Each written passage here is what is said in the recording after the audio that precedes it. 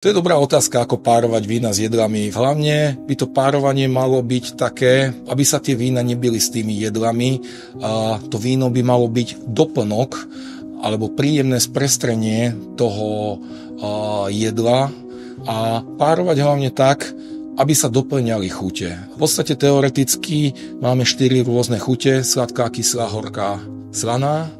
A tieto chute sa majú doplňať, nie byť. Čiže napríklad, keď je nejaké jedlo sladké, tak by som tomu možno zvolil aj nejaké také kyslejšie vínko s trošku zbytkovým cukrom, aby ho tak pekne doplňalo, lebo sladko-kyslé sa hodí.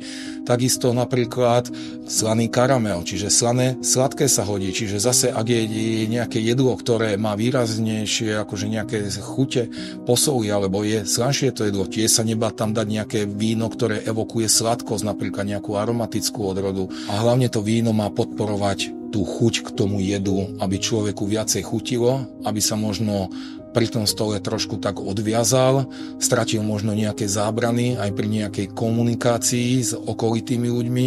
Nie len jesť vo veľkom a nevychutnávať si to, ale chvíľku sa zastaviť pri tom jedle, vychutnať si to vínko a hlavne tú spoločnosť, ktorá je neoddeliteľnou súčasťou pre mňa pri každej dobrej večeri, či už je to rodinná spoločnosť, alebo spoločnosti dobrých kamarátov, dobrých priateľov, alebo svoje partnerky, partnera.